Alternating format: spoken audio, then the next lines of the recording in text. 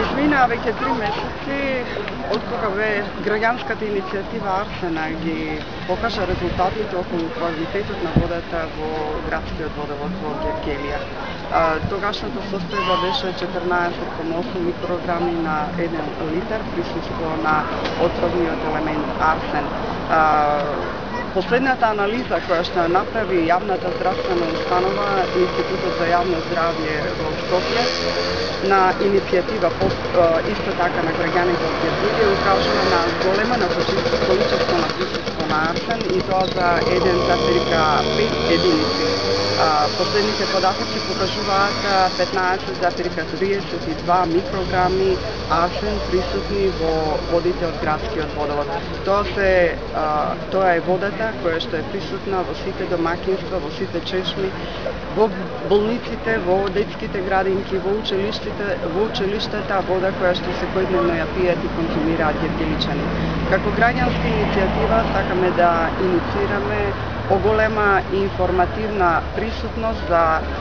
состојбата на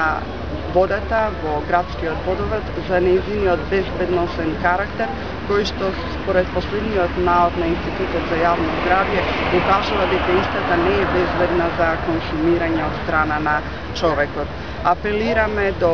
градските власти, до локалните власти и до централните власти за најитно решавање на овој горлив проблем за животот на граѓаните на Гевгелија. Последните податоци кои што ги имаме од локалната самоуправа е дека тие своето решение го наоѓаат во копање на нови бунари околу ревирот кај Вардар. Меѓутоа со изборните активности кои што имавме оваа година, последните информации укажуваат дека тие ископувања престанале. Мислам дека трајното решение е неминовно за гевгеличани, затоа што арсенот како елемент е познат како доста отровен, кој што прави големи малформации во организмот доколку е подолго во поголемо количество присутен и биде акумулиран од страна на човековиот организам. Токму заради не мањето одговор од страна на локалните власти, што понатаму во овие месеци додека се вршат експериментални ископувања за бунарска експлоатација на нови количини на вода во ревирот на Вардар, сметаме дека безбедноста на граѓаните со конзумирањето на водата е загрозена, затоа што овој отровен елемент може да им предизвика низа проблеми со нивните здравствени состојби. Затоа укажуваат и податоците со големиот процент на заболени во Гевгелија, која што ескалира од 2005 до 2007 за близу 80% повеќе, а во 2011 да биде 79% на заболени граѓани од неоплазма.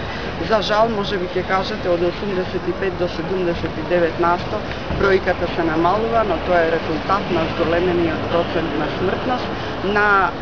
заболените од неоплазма, која што од 17% во 2007 оди некаде во 2010 оди некаде до 20 и 19% на смртност на заболени од неоплазми во 2011 година. Токму заради тоа, бидејќи немавме одговор дека локалната самоуправа ќе преземе нешто на овој план, освен искупувањата на бунарите, како превентива за граѓаните кои што се уште ја користат водата, баравме да бидат субвенционирани трошоците за набавка на пакувана вода, а како граѓанска иницијатива ќе се обратиме конкретно со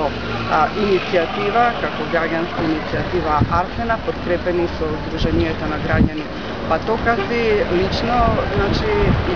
по писмен пат до Советот на општина Гевгелија и до јавното комунално предпријатие да поведат постапка за намалување на цената на водата на ниво на техничка вода, затоа што истата веќе 20 месеци според наодот на Дирекцијата за храна и вода е забранета за употреба и небезбедна за конзумирање од страна на човекот.